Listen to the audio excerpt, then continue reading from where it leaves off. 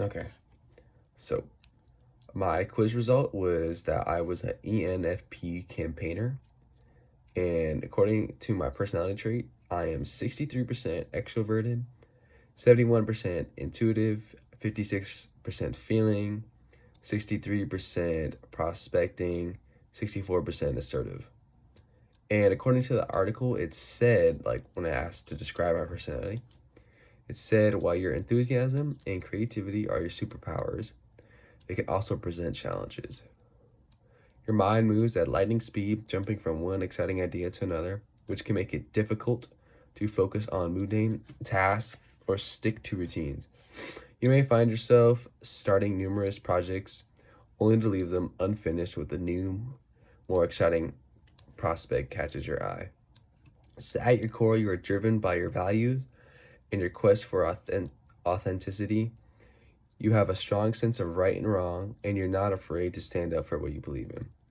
This idealism, coupled with your natural empathy, makes you a powerful advocate for causes you care about. However, it could also lead to disappointment when the world doesn't live up to your high standards. And then it asked me to describe my personality, like what I think. I says, well, to me, I'm a very laid back person, but I get really passionate about things that I love, and I go all in when I have passion for it. I usually go with the flow and just follow what I believe in, and I tend to people please at times, and that's about it, pretty much. So, do you agree with those results? I actually do agree with the results. I feel like they kind of really got who I was, and honestly went into a little more detail than I actually knew. And then after reading the article, my opinion on it, I actually thought it was pretty interesting that there were many different personality types. You know, some things that resonated with me. So when it comes to our society with so many topics and controversial topics, especially now, and ideas, you actually need to know the different types of personalities there are. And I didn't even know there was that many. So for like an ENFP personality, they they take time to process their answer. And being that myself, you know, I just thought it was kind of, you know, it was cool to understand how I think even more.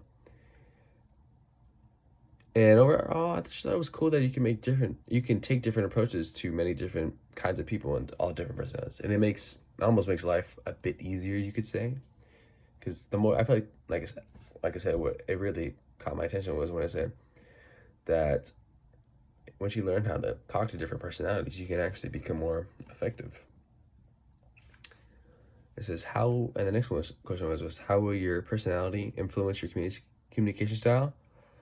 Well, some people are, like from the article said, some people are different communicators based on their personalities.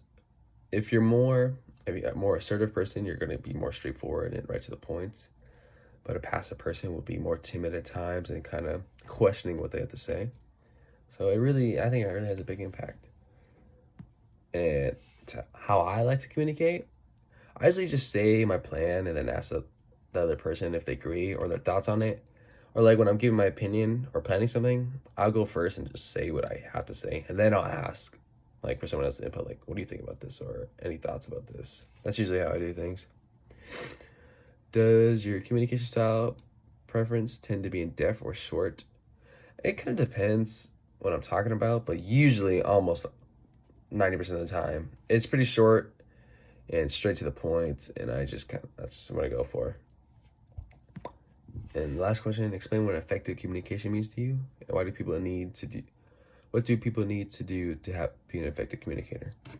So effective communication is actually very important to me because I need to be able to talk to someone who can actually talk back and express their real thoughts and ideas, and I'm able to have a conversation that flows. And to actually accomplish those, to have effective communication is understanding the person you're talking to, and to be clear, and to have feedback and to seek feedback from that other person, and that leads to effective communication. So thank you. My name is Colin Anderson.